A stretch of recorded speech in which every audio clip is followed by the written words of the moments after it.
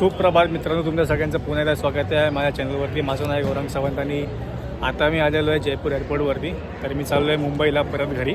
जयपूरचं जे काम होतं ते सगळं संपवून टाकलं आहे. नंतर जयपूर टू मुंबई ट्रॅव्हल करतात आणि या व्हिडिओमध्ये मी तुम्हाला दाखवणार आहे की जर समजा तुम्ही फर्स्ट टाईम एअरवेज थ्रू प्रवास करता, म्हणजे तुम्हाला माहीत नसेल की एअरपोर्टला आल्यावरती कसे काय प्रोसेस वगैरे असते, कसे काय सिक्युरिटी चेकिंग्स वगैरे होतात. जर तुम्ही या सगळ्या गोष्टींची म्हणजे जाणीव वगैरे नसेल तर तुम्हाला मी या व्हिडिओमध्ये सगळं दाखवणार आहे की स्टेप बाय स्टेप कसं आपण आज जातो, आज गेल्यावरती कसा बोर्डिंग पास घ्यायचा असतो, बोर्डिंग पास झाल्यावरती सिक्युरिटी चेकिंग कशी होते, त्यानंतर मग आपल्या गेट्स वगैरे आपण कसे फाइंड आउट करायचे, या सगळ्या गोष्टी मी तुम्हाला सांगेनच. तर आता मी जयपूरच्या एअरपोर्टवरती उभा आहे. इकडे माझ्या मागे बरेच गेट्स आहेत. गेट नंबर 1, 2, 3, 4, 5 असे 5-6 गेट्स आहेत इकडे. आणि सर्वप्रथम तुम्हाला गेटमध्ये एंटर होण्यासाठी तुमच्याकडे एक बुकिंगची रिसिप्ट ही हवी असते, ती असली पाहिजे. जर तुमच्याकडे मोबाईलमध्ये जरी असेल स्कॅन्ड कॉपी त्या गोष्टीची, बुकिंग रिसिप्टची, तरी चालते. तर सगळ्यात पहिलं तुमची जी बुकिंग रिसिप्ट आहे, तुमचा फ्लाईट नंबर वगैरे त्यावर मेन्शन केलेला असतो. त्या फ्लाईट नंबर अकॉर्डिंगली तुम्हाला एक गेट शोधायचं असतं. तर जसं की माझं एअर इंडियाची फ्लाईट आहे 612 फ्रॉम जयपूर टू मुंबई. दुपारी 1:30ची फ्लाईट आहे, आता वाजलेत 11:15. तर मी एअर इंडिया 612 कोणत्या गेटवरती येणार आहे ते पहिलं चेक करणार आहे. Gate 1, gate 2, gate 3, gate 4, gate 5 की गेट 6वरती. तर माझ्या मागे एक बोर्ड लागलेला आहे तिकडे, डिजिटल बोर्ड तुम्हाला मे बी दिसत असेल. तर तिकडे गेट 3वरती दाखवत आहे. तर मी या गेट 3मधून एंटर करणार आहे आणि एंटर करतानाच तिकडे बाहेर जे सिक्युरिटी गार्ड्स असतील ते माझी बुकिंग रिसिप्ट किंवा मोबाईलमध्ये जी स्कॅन कॉपी असते ती चेक करतील. ओके, बुकिंग रिसिप्ट अशी काहीतरी दिसते. सगळ्यांची वेगवेगळी असते. ही दुसरे जे एजंट्स आहेत किंवा तुम्ही मेक माय ट्रिप किंवा GoIBIBOवरून जर बुक करत असाल तर तुमची कॉपी थोडी वेगळी दिसेल. बट त्यावर तुमचं नाव वगैरे असणं खूप गरजेचं आहे. आणि त्याचबरोबर तुम्हाला एक व्हॅलिड आयडेंटिटी प्रूफ पण लागतो. पॅन कार्ड चालतं, ड्रायव्हिंग लायसन्ससुद्धा चालतं, पासपोर्ट तर चालतं आणि आधार कार्ड लागेल. आधार कार्डवर खूप बेसिक सगळ्यांकडेच असतं. सो मी आता जाईन आणि सिक्युरिटीला माझा बुकिंग पास आणि माझं आयडेंटिटी प्रूफ दाखवेन. आय होप मला आतमध्ये व्हिडिओ करायला येतील. आणि लेट्स सी. मी आता जातो, माझं ID कार्ड आणि बोर्डिंग पास दाखवतो. तिकडे एक सिक्युरिटी काका उभे आहेत, त्यांना भेटतो. हे आहे माझं बुकिंग पास आणि आयडेंटिटी प्रूफ. हा आहे माझा गेट नंबर 3. या गेटमधून मी एंटर करणार आहे आतमध्ये. इकडे चेकिंग होते असे. जर लाईट खूप मारते. ओके, जर तुमच्याकडे DG यात्राचं ॲप वगैरे असेल तर तुम्हाला या सगळ्या गोष्टींची काही गरज नसते. तुम्ही डायरेक्ट तुमचा फेस स्कॅन करून आत जाऊ शकता. आणि मी खूप तुम्हाला बेसिक प्रोसिजर दाखवतो. म्हणजे जर तुमच्याकडे नॉर्मल जुन्या पद्धतीत कसं व्हायचं गेले 4-5 वर्ष आधी त्यापूर्वीचं. तर माझं फर्स्ट जे होतं बेसिक सिक्युरिटी जे आपल्याला एंट्री करून घेतात ते झालेलं आहे. आता स्टेप नंबर 2 जी असते ती म्हणजे बोर्डिंग पासची. ओके, मी तुम्हाला आता कॅमेरा फिरवून दाखवतो. एक मिनटं. आतमध्ये आल्यावर तुम्हाला सेकंड जी गोष्ट लागते ती म्हणजे boarding pass. Okay, boarding pass घेतल्यावरच आपण सिक्युरिटी चेकिंगमध्ये करू शकतो. आता जी तुमची फ्लाईट आहे, जी तुमची फ्लाईटची कंपनी आहे, त्या काउंटरवर जाऊन तुम्हाला तुमचा बोर्डिंग पास घ्यावा लागतो. तर माझ्या राईट हँड साईडला तुम्ही पाहू शकता तिकडे इंडिगोचे काउंटर्स लागलेले आहेत, तर लेफ्ट हँड साईडला एअर इंडियाचे आहेत. तर मी माझा आता इकडनं एअर इंडियाच्या काउंटरमधून बोर्डिंग पास घेणार आहे for my flight. Second thing, boarding pass घेतानाच तुम्हाला विचारलं जातं की जर तुमची बॅग्स 15 kgचा वर वगैरे असेल तर ते आपण कॅबिनमध्ये घेऊन जाऊ शकत नाही. कॅबिनमध्ये म्हणजे तुम्ही फ्लाईटच्या आत घेऊन जाऊ शकत नाही, तिला तुम्हाला चेकिंग करावं लागतं. हे सामान जे चेकिंग होतं ते तुम्हाला डिरेक्टली जेव्हा तुम्ही लँड करणार कोणत्या डेस्टिनेशनवरती तिकडे तुम्हाला भेटलं जातं. तुम्हाला एक फ्लाईटमध्ये अनाऊन्स करतात की सो नंबरच्या बेल्टवरती तुम्हाला तुमच्या बॅग्स वगैरे भेटले जातील किंवा मिळतील. तर तिकडे आपण डायरेक्ट कलेक्ट करतो.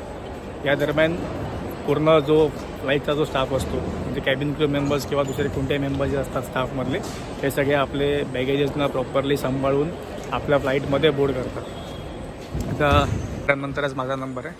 तर हे बघा चेकिंग करतात तिकडे. यांची बॅग्स अर्थातच 15 किलोच्या वर आहे. माझी बॅग जी आहे ती 5.5 किलो होती.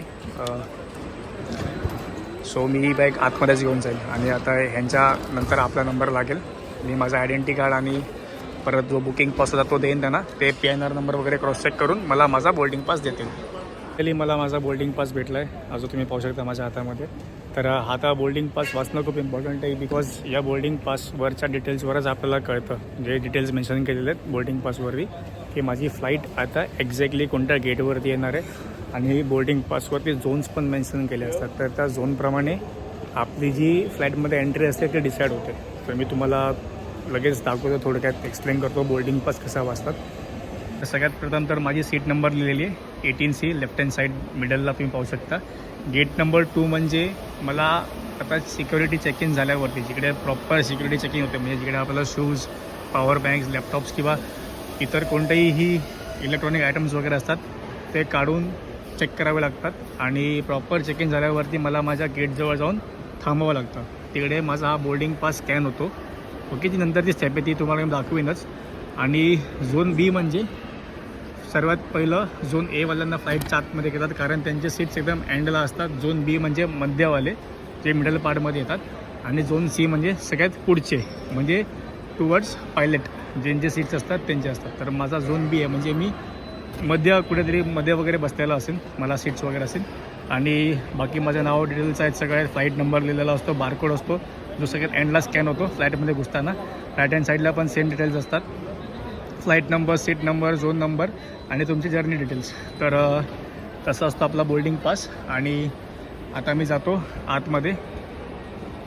हे तुम्ही माझ्या मागे हे छोटे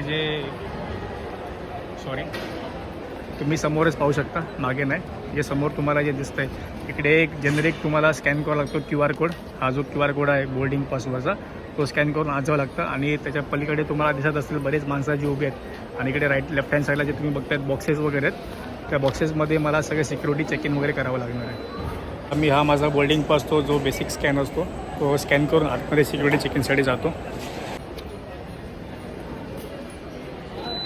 हे केलं, हा डोर ओपन झाले आणि मी इकडनं बाहेर आलो. आता इकडे असं हे गोल गोल करत मला इकडे सिक्युरिटी चेक इन जवळ जायचं आहे. ते बास्केट्स घ्यायचे आहेत, त्यामध्ये सगळे माझे जे पण काही सामान आहेत इलेक्ट्रॉनिक आयटम्स वगैरे ते त्यात टाकायचे आहेत. इकडे माझे दोन्ही बॅग साईडला काढले, त्यातून लॅपटॉपचं चार्जर, जॅकेट, शूजमध्ये मेटल होतं म्हणून ते काढावं लागलं. आणि इकडे बाकी सगळे सामान जे आहेत, पॉवर बँक, चार्जर्स वगैरे हे सगळं जाईल आतमध्ये सिक्युरिटी चेक इनसाठी. आणि मी इकडनं साईडने जाणार मॅन्युअल चेक इनसाठी. मेरा आहे लेके जा रहा हूं अंदर. येस जाऊया आतमध्ये चेक इनसाठी.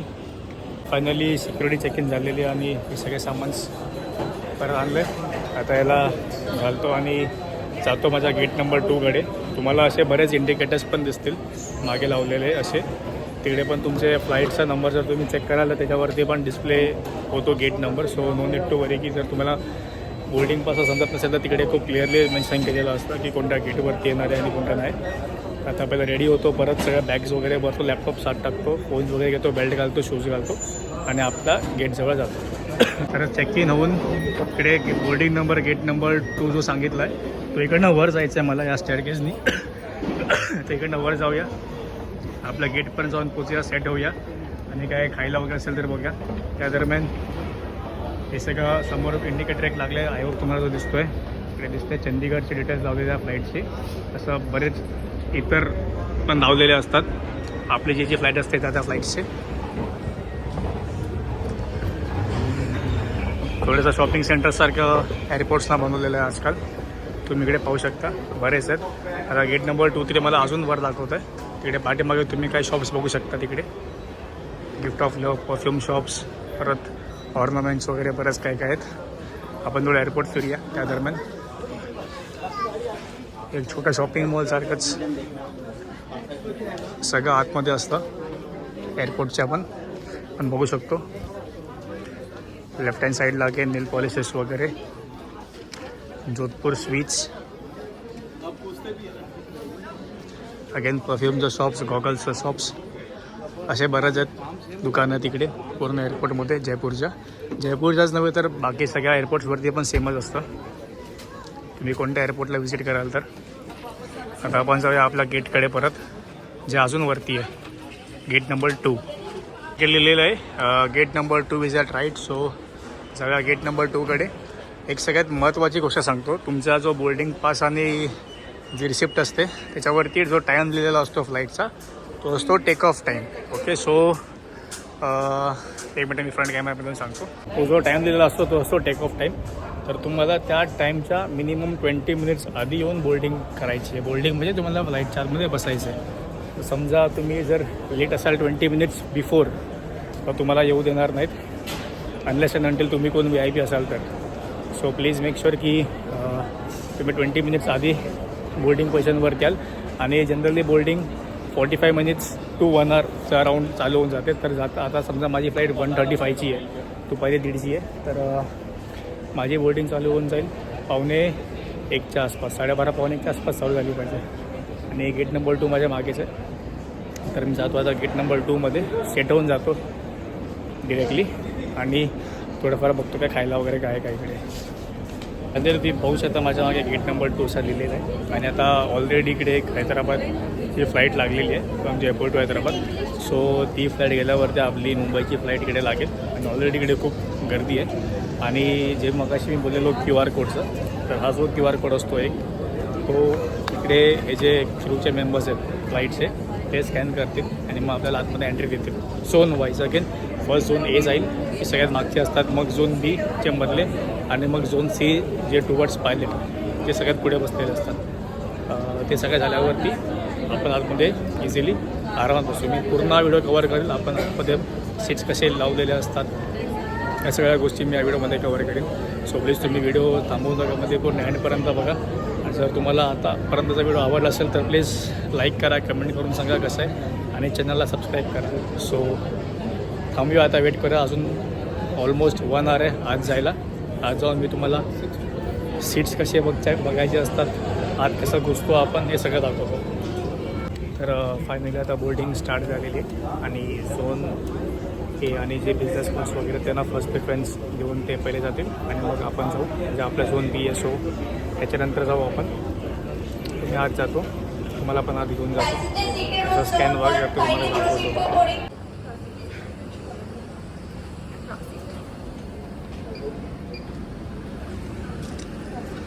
तर इकडे आपण बघू शकतो तर अशा प्रकारे स्कॅन करतायत बोर्डिंग पासला.